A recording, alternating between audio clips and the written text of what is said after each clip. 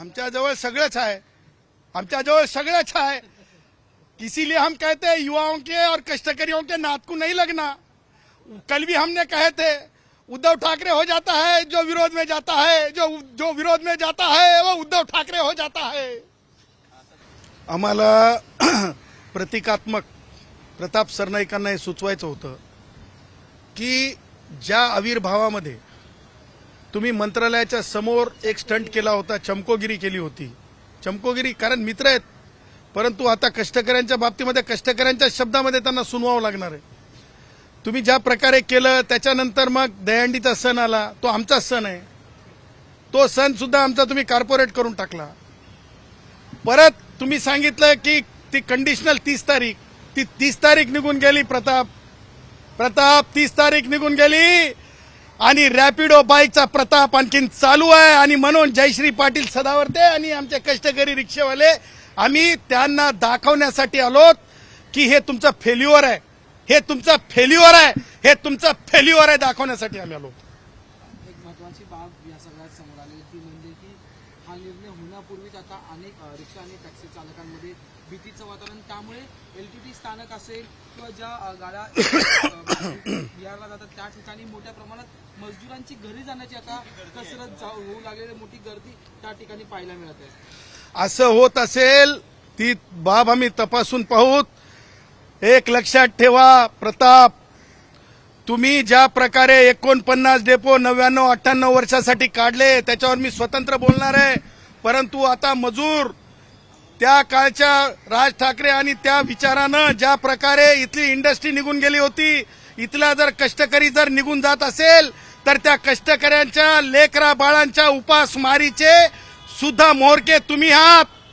जर कष्टकरी वापस जात असेल तर कष्टकऱ्यांच्या देखिए दिहाड़ी मजदूर हो या तो फिर रिक्शा वाला भाई हो या तो टैक्सी वाला भाई हो, अगर से प्रताप सरनाईक के इस तरह के बयानबाजी के वजह से अगर हमारा भाई जिस तरह से पत्रकार महोदय ने बताया वो वापस जा रहा है अपने प्रदेश में, तो इसका मतलब इस बात का दूसरा तीसरा कोई भी आका नहीं है जो उनके पेट पे मारने निकला है। हम ये कहेंगे अपने बोली भाषा में, आमतौर पे जो भोजपुरी में भी बोला जाता है, तुम इसके मारने वालों में से हो, बचाने वालों में से नहीं रह रहे हो। तुम मारने वाले में से बन गए हो प्रताप जी, तुम बचाने वालों में से नहीं रहे हो। इसलिए खबरदार इस तरह का पंगा नहीं लेना, वरना तुम बिला वजह उप मुख्यमंत्री एकनाथराव जी शिंदे साहब का जो है गरिमा नीचे ला रहे हो, एकनाथराव जी शिंदे साहब का इमेज नीचे ला रहे हो, उनके इज्जत को आप खराब कर रहे हो। राज ठाकरेंनी नुकतीच एक पोस्ट केली होती महिला विधेयकावर लिहिताना, त्यांनी म्हटलं होतं की या सगळ्या राज्यातून ही सगळी मंडळी आता गुजरात, केरळ आणि मुंबई त्यांची संख्या वाढू लागलेली, स्वतःच्या राज्याचा विकास करत आहेत आणि त्यामुळे या सगळ्यांचे लोंढे जे ते परराज्यात जाऊ लागलेले। आज गुजरातवर सुद्धा तशी दृश्य जी ती मोठ्या प्रमाणात या राज्यातील लोकांची पाहायला मिळाली। बघा, राज ठाकरेला संविधान किती कळतंय मला माहित नाही, पण एकाच शब्दात सांगतो, एकाच वाक्यात सांगतो, राज ठाकरेला टोल टन टन टन चांगलं कळतंय, राज ठाकरेला कानात बोलायचं कळतंय आणि नवीन महापालिकेचे आयुक्त आले की ताबडतोब भेटायचं मात्र राहून जात नाही, एवढं मात्र सांगतो। आणि ब्रिज डुई डुक ठीक आहे, चलो थँक्यू।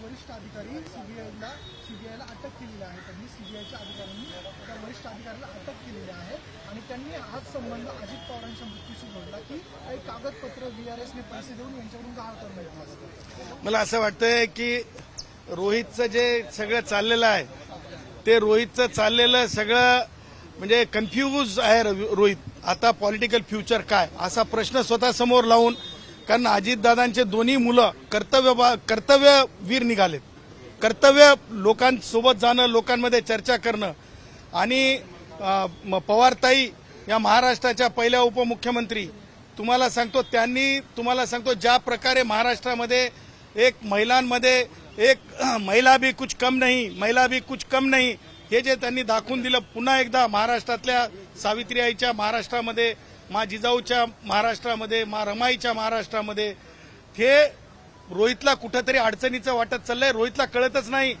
कुणाकडे जाऊन काय करू, म्हणजे अजितदादांच्या मुलाकडे जाऊन राजकारण करू की त्यांच्याकडे न जाता मला कुठं थारा आहे आणि कुठं सोय आहे. त्याच्यासाठी रोहित मला असं वाटतं बेभान झालेला आहे, रोहित परेशान झालेला आहे.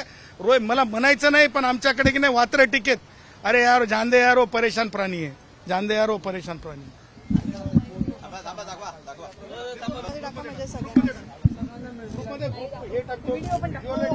म्हणजे सगळ्यांना ते सगळ्यांना मिळून जातं.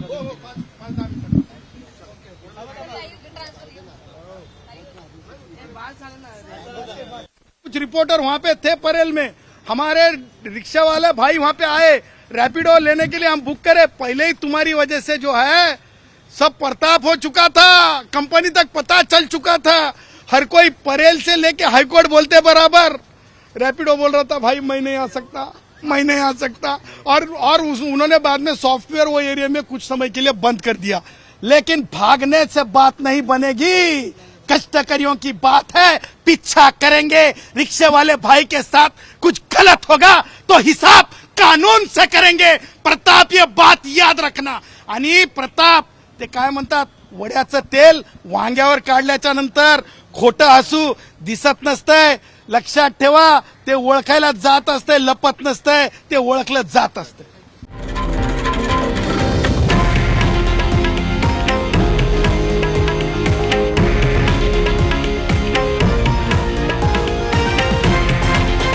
हे आहे देशातील नंबर 1 न्यूज नेटवर्क आणि आपण पाहत आहात TV9 मराठी, एकमेव.